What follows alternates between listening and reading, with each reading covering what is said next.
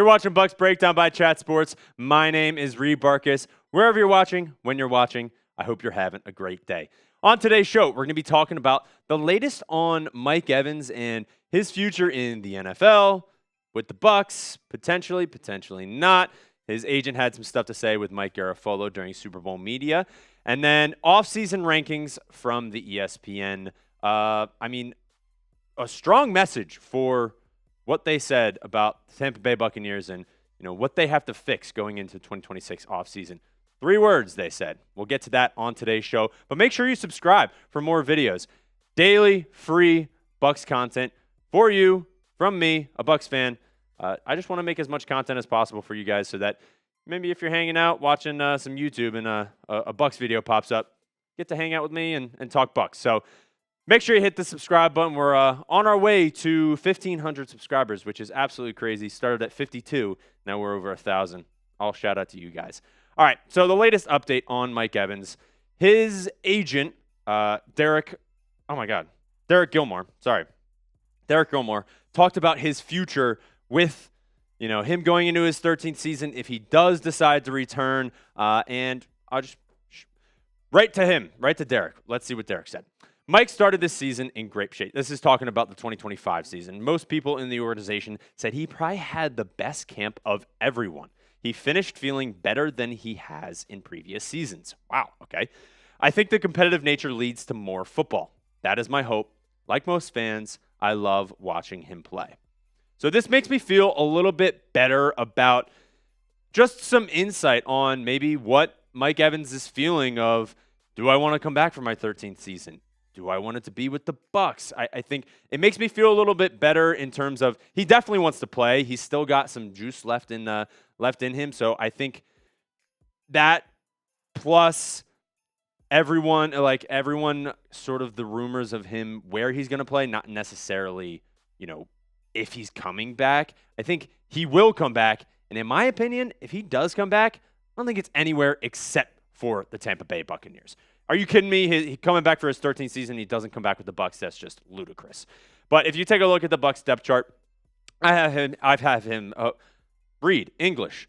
I have him slotted in as the wide receiver 1, and then Emeka Egbuka wide receiver 2 because he plays mostly on the outside, and Chris Godwin in the slot as well. They kind of we know they switch it up a little bit. We'll see what Zach Robinson has in store for Emeka Egbuka, Chris Godwin, I think some Jalen McMillan as well. Tez Johnson, I feel like he could be a very nice motion man. I think Zach Robinson loves to use motion in his offense. So, the wide receiver room is, if Mike Evans leaves, it's not detrimental because we got Jalen McMillan, Tez Johnson doing very well. Obviously, Sterling Shepard is a free agent. But I think with Mike Evans in 2025, the injuries were the biggest thing that really hit this offense the offensive line as well. But when Mike Evans is on the field, dude, he's good.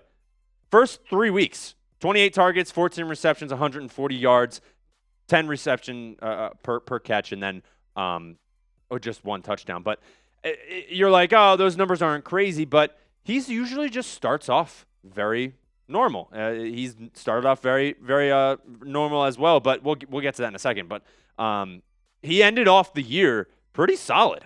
2 touchdowns, over 14 receiving average for each reception, 228 yards. That's not a bad end to the season, and he had a lot of fire left in him when he came back from his injury.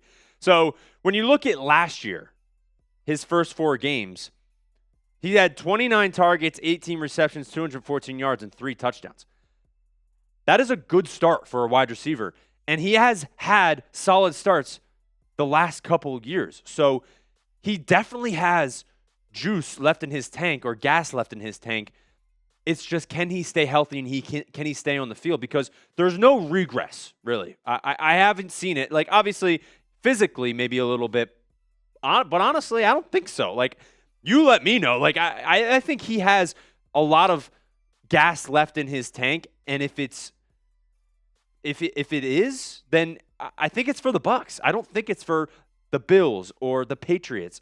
I think he's coming back he already has a ring with the Tampa Bay Buccaneers. I think he's just coming back to try and get another one. And the legacy to stay with the same team his entire career, like a Larry Fitz, like a Megatron. I think when he's on the field, he's very productive. But if he's not on the field, obviously he's not productive because he's not playing. But I think that's when you decide, hey, do we really want to bring him back? Because is he going to stay healthy? That's a question for you guys. Perfect segue into my question that'll be the pinned comment on today's show. Do you want the Bucs to re-sign Mike Evans? Do you think it's a good idea? Obviously, we want him on the team, but if he can't stay healthy, then maybe we let him go or pick somebody up in the draft. But I'm saying yes, I think we need to bring him back. I think he has that drive to come back. And as long as he can stay healthy, which I think he will be able to, and I hope he can, then I say yes. But you let me know down in the comment section of today's show. Now, moving on to the second half, and sort of like the main part of what I wanted to talk about in today's video is the offseason rankings from ESPN. Now, a lot of what I saw in this article, it was a ranking of from the offseason of, who has the most opportunistic offseason heading into 2026. And I kind of agree with what they said, but we'll get to that in a second. Bucs offseason content is here. The draft is coming up, NFL free agency. It is all in full swing. After the Super Bowl, everything is full swing into the offseason of what the Bucs can do to get better in 2026 and really turn it around with Todd Bowles coming back, him being on the hot seat a little bit, and Zach Robinson, brand new OC, to maybe turn this offense around. Make sure you hit the sub button for all the updates. I'm going to be making videos all offseason long, 100% free, like I said in the beginning of the video, but I'm just trying to get as much content and information out to you guys so we can have a good offseason in 2026. Now, speaking of the offseason rankings, we were ranked 17th, so sort of in the middle of all 32 NFL teams. Once again, it's kind of funny. The Jets were ranked 31st, right after the Cleveland Browns. And it said their 3 words were rebuild again or rebuild the team again or something like that. But I just thought that was funny. Our 3 words, recapture their mojo. And when I think about that, nope, got a call. Sorry about that. When I think about recapture their mojo, I totally agree. This is literally the epitome of what went wrong towards the end of the season is, yes, injuries, we were riddled with them. And Baker Mayfield banged up. But why did it feel like a big dark cloud all of a sudden was over Tampa Bay, which that happens a lot. It's Florida, but it just felt like everything was like, oh no, we're screwed. Okay, injuries and like all that. 49ers had injuries as well. They made it to the playoffs and they stuck it out and they had the energy, they had the aggression. They said, I don't care, let's go do it. I feel like we didn't have that. And I think that's what we say with recapture their mojo is, this is the Bucs team I know. Baker Mayfield scrambling around against the 49ers, making a play and getting up and getting hype. This is the Baker we need in 2026. I need more of this from everybody of, I don't care. Let's go get a dub. Let's keep winning. And that's that. Because that's what we know. That's what we know as Bucs fans is, doesn't matter. Let's get after it. So I understand Baker was banged up, and I think his confidence was a little bit lower than it usually was because he wasn't playing well. And was that him specifically, or was that the offense? Was that Josh Grizzard? That's up in the air, but I think this is a year to say, hey, let's get back on the horse that we were on in 2024 and 2023 of I don't care if we're injured. I don't care if we're losing. Let's get after it. Let's win some games, and let's get back to the Bucs that we know. So, like I said, I understand he was like banged up, but I think his confidence was just a lot lower, and we need him. We need him in this new offense and him to be the Baker Mayfield we knew. And now I got a little heated on that one. I was out of breath a little bit, but I think our main focus in this offseason is to revamp that defense. And the offense is a different story. I don't think we need to add many pieces in terms of free agency or anything like that. And the offseason is more just about getting Zach Robinson with his new scheme, get the offense back up and running. I think you just focus on that of, playbook type of stuff. Main focus, this defense needs help. And I think some potential defensive additions that we can have during the offseason, and this is free agency, draft, and this is just defensive additions that we can add. Sonny Styles, if he's there at pick number 15 in the first round of the 2026 NFL Draft, is my number one option. He is your cornerstone linebacker, Levante David replacement if he's there at 15. He's one of the best linebacker prospects, if not the best, because his teammate, Arvell Reese, is probably going to go in top 10 or top 5 even to the Jets. Probably. That's my guess. But another guy is Cashius Howell. I've talked about him before as well. He could totally land on this Bucs defense if he is there at number 15 as well. And insane, I was showing producer Chip a highlight of this guy. He's got one move. It's just a swim move, but man, it works. Next guy, proven veteran edge rusher, Trey Hendrickson. Had a little bit of a down year last year, but you know the production he can bring to a defense. And I think if you don't want to trade for a guy like Max Crosby, I think Trey Hendrickson will give you a couple years that maybe we're expecting from Hassan Reddick when he was coming back from the Eagles and when he went to the Jets and then that whole thing. I think Trey Hendrickson is a guy who you expect to produce at least 8+ sacks if he is on this defense, especially a Todd Bowles defense. Devin Lloyd, talked about him before. Linebacker out of Jacksonville. He's going to be a little bit more expensive as free agency continues on.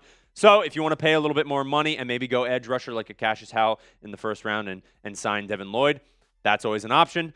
Next guy, Tariq Woolen. Not some guy I have talked about on this show yet, but he is a free agent coming from the Super Bowl winning Seattle Seahawks.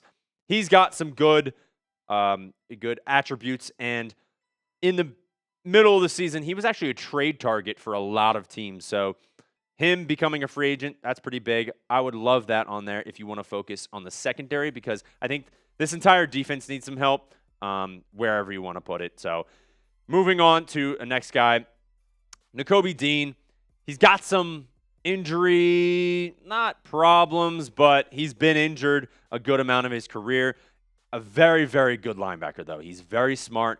Your green dot guy, he's going to command that defense, and he's been really, really good for Philly when he's been healthy. So as long as he's on the field, he's good. But I think that's a really good option as well. And then Odafe Oweh, the edge out of the Chargers, and he was used to be on the Baltimore Ravens. He's got good production. He's probably going to be a little cheaper than a guy like Trey Hendrickson, but still a very good option. C.J. Allen. He has actually been mocked a couple times to the Tampa Bay Buccaneers. Now, I do agree that he is a little bit early if you take him at pick number 15. I think this is a maybe trade back into the first round towards the later picks, or you hope that he's there in the second round. But very, very good option out of Georgia. And we know Nakobe Dean, Georgia linebacker, C.J. Allen, Georgia linebacker.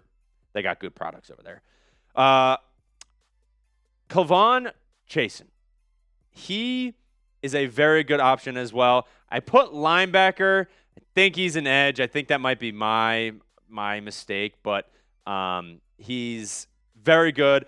I mean, that Patriots defense, it was a defensive battle in the Super Bowl, we all know, but gets the quarterback. Maybe a little bit cheaper. We'll see how free agency happens, but a very good option as well. And then his teammate, Jaylinn Hawkins, if you want to go in the secondary as well. A safety, he is a free agent as well. I mean, like I said earlier, we really need some help on the defensive side of the ball. I think that's where we focus on in this offseason. That is my main focus. You let me know what the Bucs' main focus should be this offseason. Is it defense? Is it maybe not so much free agency and more the NFL draft, or you say, hey, let's focus on maybe get the best person available, whether it be defense or offense in the NFL draft, and then you go heavy defense in free agency. You let me know what the main focus is. Maybe it's throwing the bag at Mike Evans to get him back for his 13th season. Hey, who knows? But this channel is all about hearing from you guys. I will read all the comments. I want to see what you guys say. I'm a Bucs fan. I want to hear from Bucs fans as well. So let me know down in the comment section what the main focus should be for the Tampa Bay Buccaneers. That is it for today's video. Thank you so much for watching to the end of the video. Make sure you hit the like button. That tells YouTube, hey, this is a good Bucs video, and it'll recommend it to other Bucs fans. Then we get even more people in here hanging out, having some fun, talking about the Tampa Bay Buccaneers. And while you're down there, hit the sub button if you haven't already. On our way to 1,500 subscribers. And I can't wait to make more videos, 100% free. And as always, fire the cannons.